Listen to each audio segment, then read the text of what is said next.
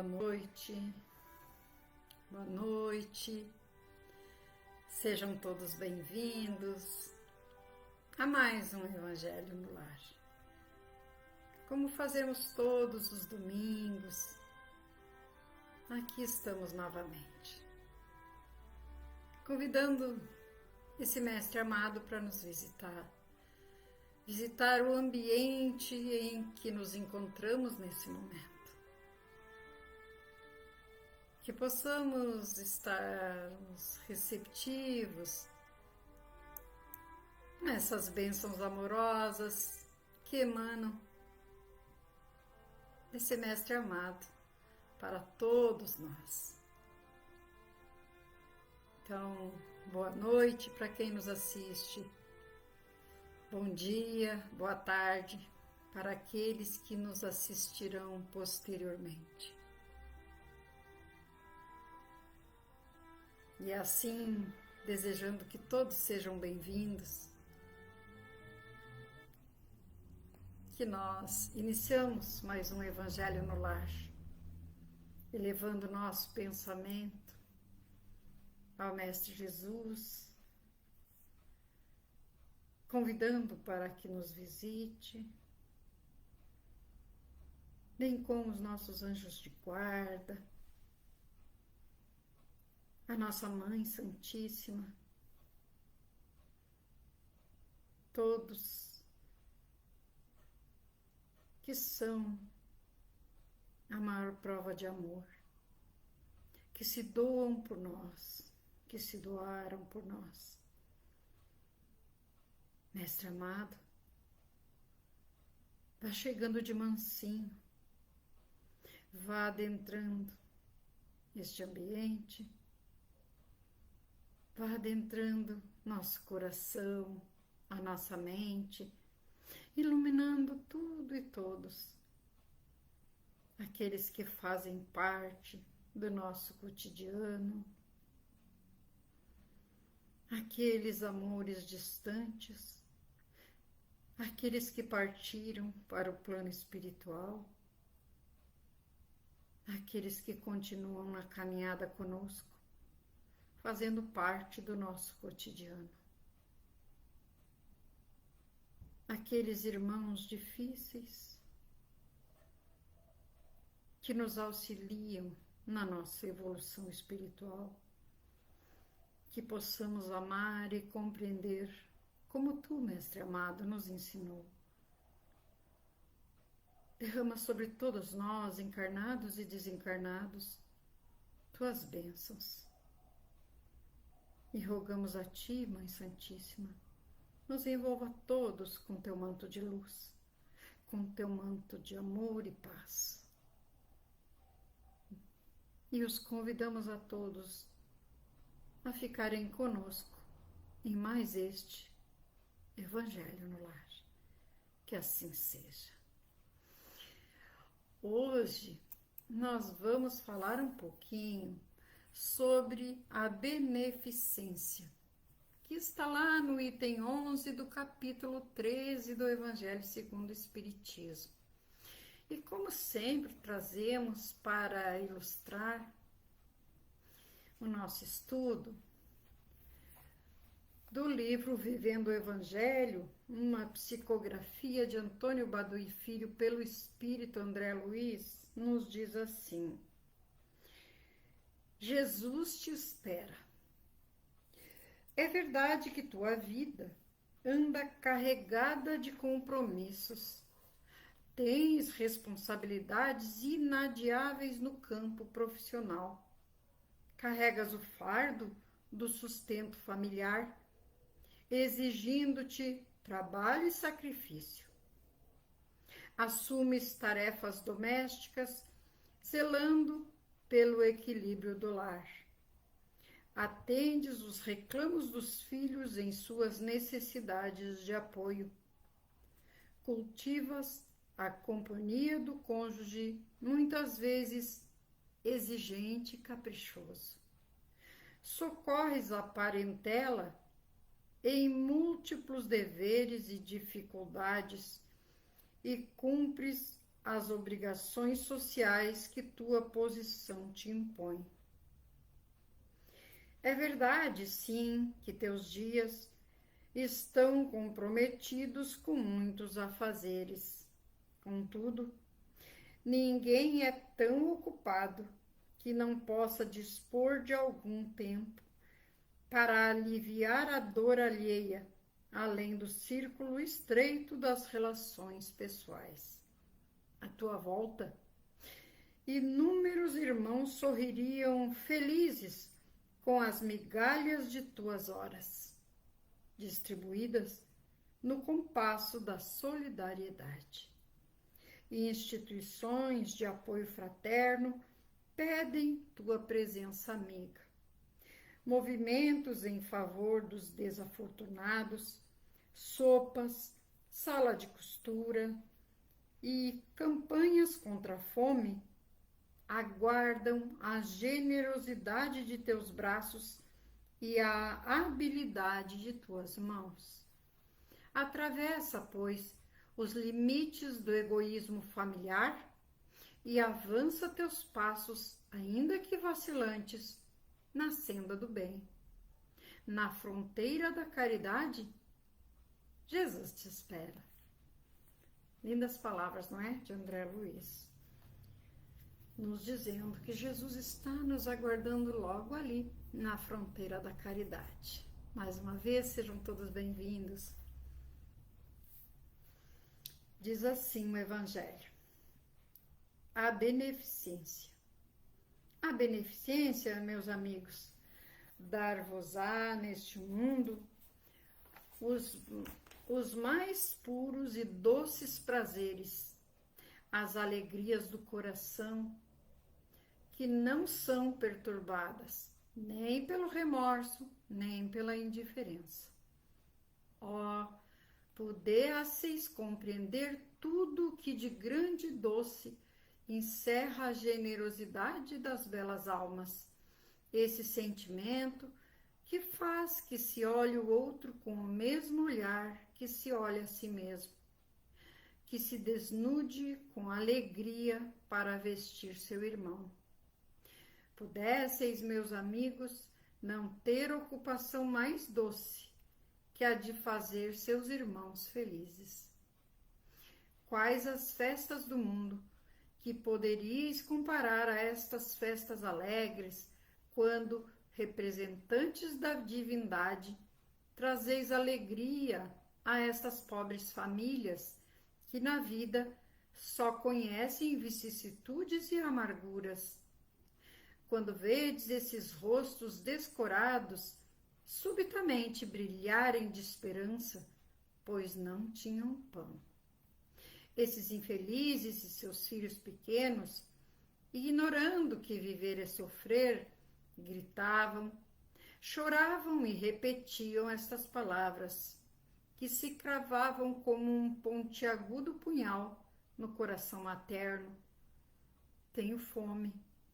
Ó, compreendeis quanto são deliciosas as impressões daquele que vê renascer a alegria onde, um instante antes, só via desespero.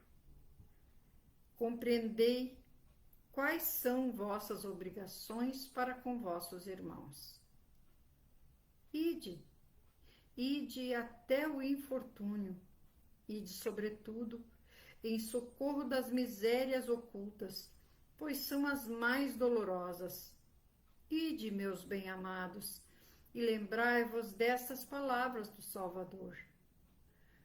Quando vestirdes um destes pequenos, pensai que é a mim que o fazeis. Caridade, palavra sublime que resume todas as virtudes. É tu que deves conduzir os povos à felicidade. Praticando-te, eles criarão para si prazeres celestes para o futuro. E durante seu exílio na terra, tu serás a consolação deles e antegozo das alegrias que experimentarão mais tarde, quando se abraçarem todos juntos no seio do Deus de amor. Virtude divina, tu me propiciaste os únicos momentos de alegria que experimentei na terra. Pudessem meus irmãos encarnados acreditar na voz do amigo que lhes fala e diz: é na caridade que deveis procurar a paz do coração, o contentamento da alma, o remédio contra as aflições da vida. Ó, quando vós estiverdes a ponto de acusar a Deus, lançai um olhar abaixo de vós. Vereis quantas misérias a aliviar, quantas pobres crianças sem família, quantos velhos que não têm uma mão amiga para socorrê-los e para fechar-lhes os olhos quando a morte reclamá-los. Quanto bem a fazer! Ó, não vos lamenteis, ao contrário, agradecei a Deus e prodigalizai de mãos cheias vossa simpatia, vosso amor, vosso dinheiro a todos os que, deserdados dos bens deste mundo, definham no sofrimento e no isolamento. Recolhereis aqui alegrias bem doces, e mais tarde só Deus o sabe. Isso nos disse Adolphe, bispo de Argel, em Bordeaux, 1861. É importante porque isso vem nos confirmar o que nos diz a doutrina espírita, que fora da caridade não há salvação. Não é fora da igreja, não, é fora da caridade. De nada adianta eu estar seguindo uma igreja, um centro espírita, não importa qual a minha religião. Se eu não for caridoso, que Jesus nos ensinou, de nada vai resolver. Eu preciso praticar a caridade. E não é só a caridade material que falamos.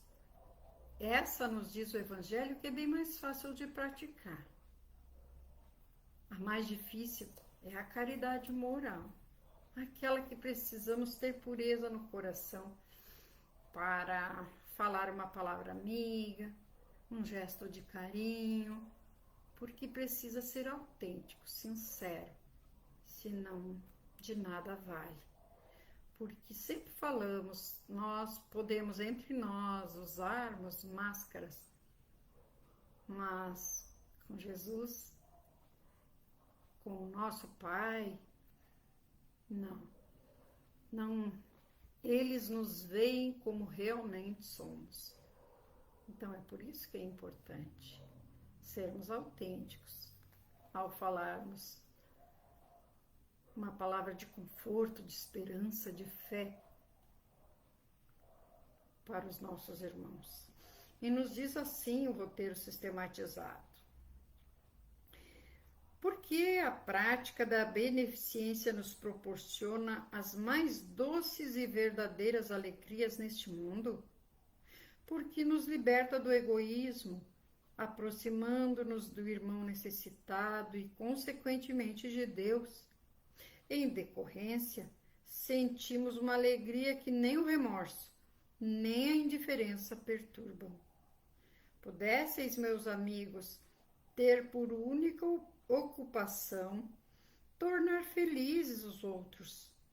Quais as festas mundanas que podereis comparar às que celebrais quando levais alegria a essas famílias que da vida apenas conhecem as vicissitudes e as amarguras? Devemos esperar que o próximo nos peça ajuda? Não.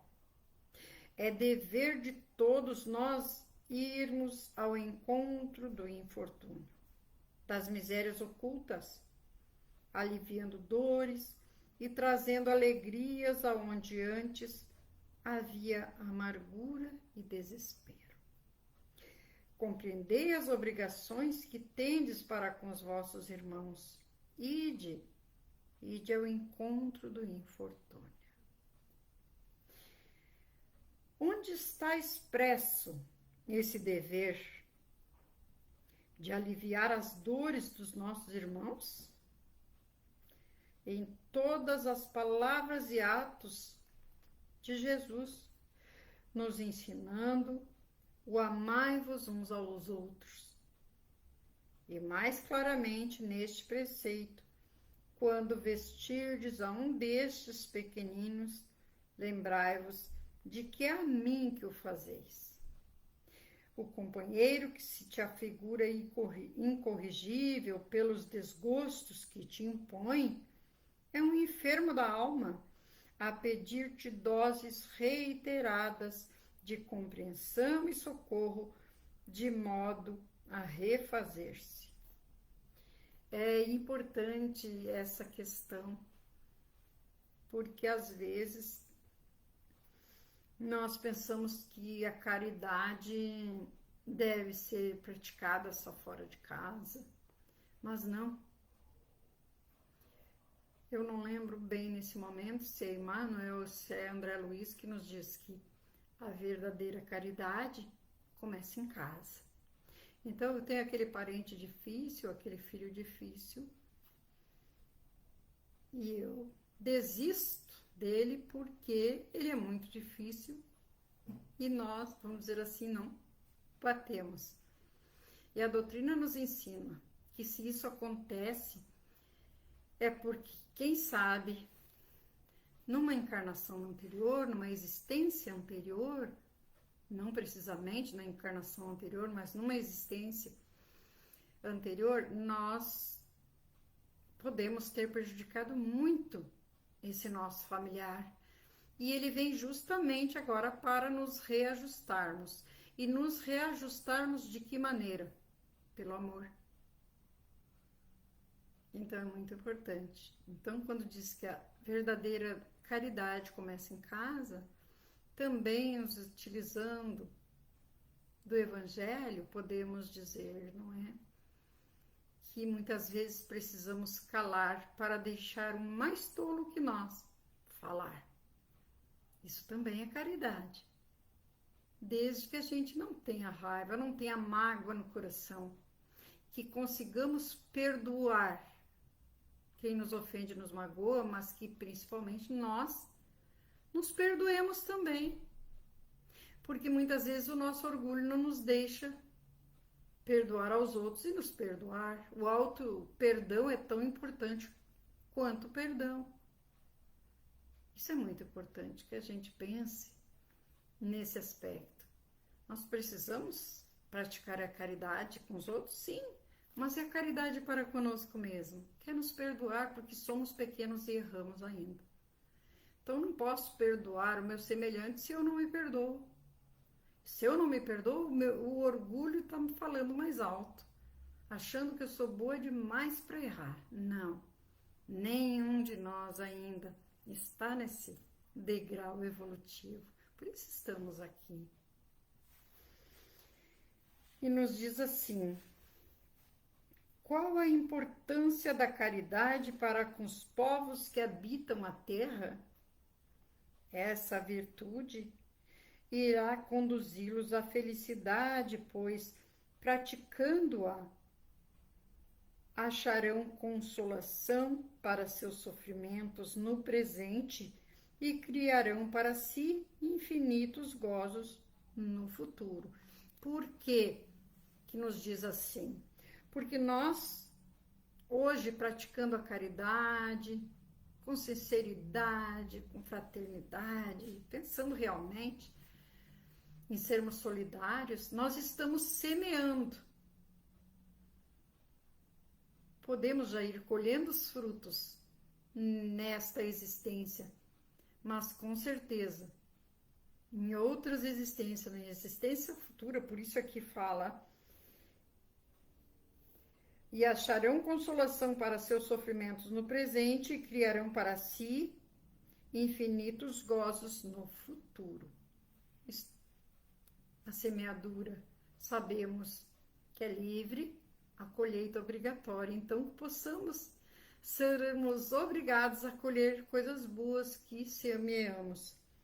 Caridade, tu lhe serás a consolação, o prelibar das alegrias de que fruirão mais tarde, quando se acharem reunidos no seio do Deus de amor.